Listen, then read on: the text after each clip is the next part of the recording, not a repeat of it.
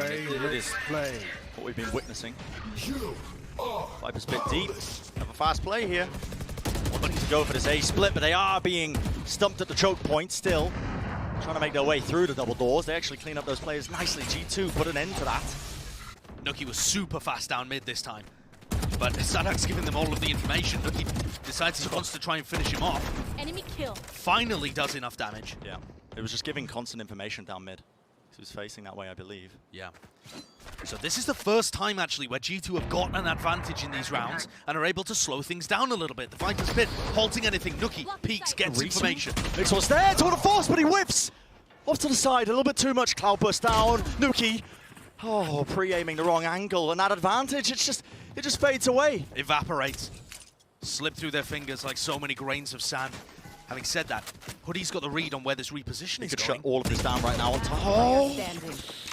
It's a fantastic off angle, but he just isn't willing to hold his ground, moving a little bit, and the Loud players are so tightly spaced, grouped together. Pancada's watching mid, tour de force, Meadow. Work out our difference. Oh, they gotta be. This play though, Mixwell, I think that's a bit of a... I think that's a bit too bold. Might opt now to put this extra pressure into mid. Nuki, oh, tagged up. Guard's going to be spotting his positioning.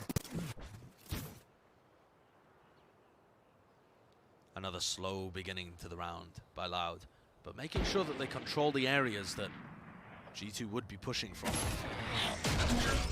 It's a good knife. I mean, it's going to give them the mid-round information that two of the players are leaning that way. But what can you do with it? It pulls Huddy over towards B. You're going to want to gamble stack a bit more on rounds like this. But when I was watching G2 and they were playing this map in EMEA, I mean, with this composition, they went 2-0. They had the rotates, the reads, and Nuki was a big center point, IGLing on Jet. Yeah. He hasn't been able to really get started, but he has a Vandal right now. Has to find value, just anchoring this one for them, and they have comboed it. G2 finally using what's at their disposal, but Sassy, he swings all the way around. All the kills are going Loud's way, despite the fact that G2 had an immensely important setup for it. Spike planted. They just shrug it off. What? Every time G2 have a stack, a pick, an opening, Loud's team play and their individual skill shines through. Just they put an 8th on the board of how dominant their team is. I don't believe that's the case here. No.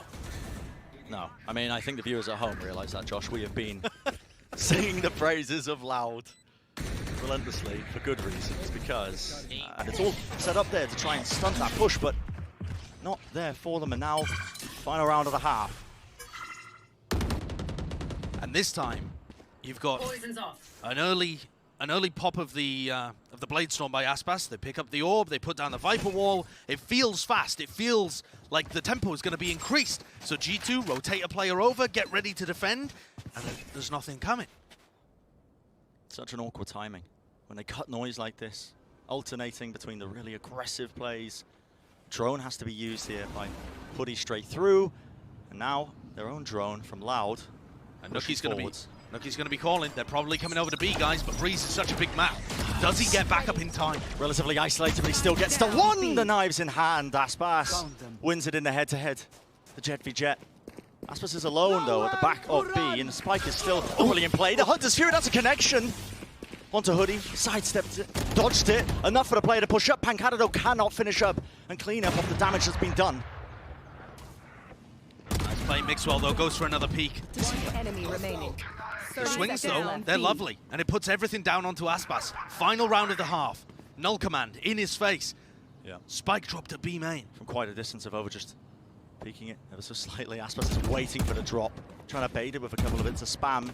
With the spike drop down, G2 know what the situation is. And the play just wants to try and isolate it, but G2, they do get one. Another one. 4 rounds for them at the half. And they have met their match here today with Loud. Certainly how it feels, but a lot of Excellent experience work from Hoodie in this round, I think. Oh yeah. At the very beginning here. This is so unusual for Loud. This is not something that Loud often do. When I've been watching the VODs of them playing in Brazil, they play fairly patiently, statically on their defense. No and Mixwell way. either didn't expect it or wasn't ready for it. Dude, Mixwell's not even on a jet and he's still getting bullied by Aspas. These opening little duo plays from Aspas and Sadak.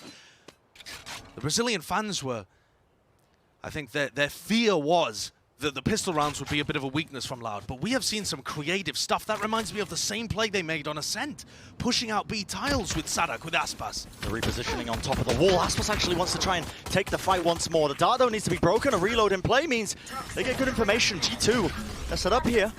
They know where the players are. Flash is being sent back into the site. The double clearance! They try and make it happen, but Leslie just beams them down. Ghost in hand, 3 kills for him. The anchoring. Teams that we've interviewed have been gassing up this team. We've been talking to various different squads as they've won and had our interviews, come onto the broadcast, and there's been hype for Loud. Team that Liquid and Loud are dismantling them. So impressive. Maxwell falls again. The knife did catch onto Aspas, but did they anticipate him still holding this one? Hoodie? It's not bad for him. Sadak holding the same angle, gets punished. That's what you like to see. Not letting them get away with too much. Meadows gotten himself into a very deep position over by elbow. And Nuki's just watching Halls. Sassy, at any point here, can use his drone to re-clear. Oh, he's got it now. That's what it looks like he's going to do. He's going to push Nuki back. Do they choose this timing to see if they can get into A? That seems to be what Loud have been doing a lot. Double tag up from the drone. Aspas is also tagged up though. Has to play a bit more cautiously despite the fact weapons aren't as good, but you never know what G2 are capable of still. There's the lurk, caught. Yeah, lurk getting caught. 3 players, they know that over is this close, Classic! One more shot will do it, but shut down. Yeah, can't quite find the magic, and now it's left up to the 2 players on G2 with Marshals. If he not finds bad. one, takes a bit of damage for it, but there's just too many players in too many different positions. pressure. Down A. Swinging him from multiple different angles here. 23 health to his name. Tries to go for the jump shot, even with the right click. And it's crushing, completely out of their depth. And this is what Brazil have been hoping for so long, a team that can actually represent them, showcase round 15. Mixwell searching for that early challenge. Yeah. Finds Sadak as he was working around the map with Aspas. Much better answer for them. Nuki taking a very, very forward positioning in Halls. Now, he does have to contend with his trademark. Right around the corner, breaks it though. That's going to start to pull some of the rotations from Loud. Is he going to expect Aspas though? Pass the dash away. You got to show respect. Despite the fact that Aspas doesn't really have the best weaponry, it's only the Spectre in hand. And Les is going for this push. The No re-clear way. gets caught by Meadow. Very good awareness there. He tries to make the play happen, swinging through G2, trying to capitalize off the fact that they are getting this value, but while all this was happening, Sassy reclaims the rifle. That was an incredible play. I mean, Pancada finds an opening pick and Sassy decides to reposition, pick up the rifle. Nice by Meadow. Might have made this round possible, but Aspas just lets a player through. And the damage has been fairly good here. Bit of a gun diff there. Is he going to anticipate of overwatching? Unlikely. So, this entire series has been 5 steps ahead for Loud. Yeah, I really think so. I like that the desk drew attention to Sadak, because I think what's been most impressive for me, as the knife comes through, a flash for Aspas, constantly trying to set up the final boss. Mixwell just TPing away, absorbing all of the utility that might have come his way there, so he does survive in the fight. Vova, are they going to re-clear this? They're just contacting in. Again? Vova, there's a chance of a timing being caught here as Aspas just pushes down Cave. And this is so unusual for how Loud play this map. They are picking a much more aggressive look to their defense with this new composition. But G2 are set up here for now. A bit of a pop into the B site with the drone leading the charge just to clear those corners. Less tries to timing it. Nuki finds Sadak though. And that's a great timing from Les, being able to put down the snakebite right before the 0 point catches him. Nuki's in a position where he might catch a pick on the Pancada. No, the timing just works perfectly. And a bit of a rotation. Still 40 seconds online. It looks like G2 are looking to commit into this one, but the counter spam. The Vandal traces, they show exactly where the positioning is. And Nuki in tunnel. Pancada takes the swing. The duel is there for him, a win. Their biggest scalp. Sassy, Sadak, they've been here before.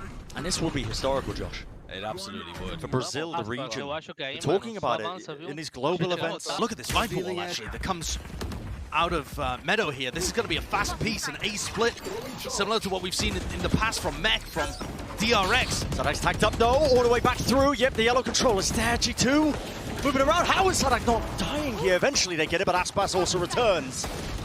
All bangs coming. And now Nuki looks like he's online in this round. They've needed it for quite some time for him, but heavy weight on his shoulder when he's also doing the calling for them. Nuki pops the Bladestone there and throws the Vandal over to Meadow. Meadow gets obliterated. Head pop. Nuki, though, responds. Yep, now wins the Jet v. 2. Jet. Spam now, 1v1 situation for him. Nuki the updraft, he spots a Pankat. I can't believe he's still swinging into this one, but Nuki gets it. Being the top fragger for G2, but it was all about pace here, I think. Nuki's able to find these opening engagements on a bit of an odd off angle, and then Sassy here, I think, makes a key mistake, pushing through that Viper wall rather than reconnecting with the rest of the team. Beautiful. I love the awareness from Nuki to go back into cave and collect the flank that he thinks is coming through.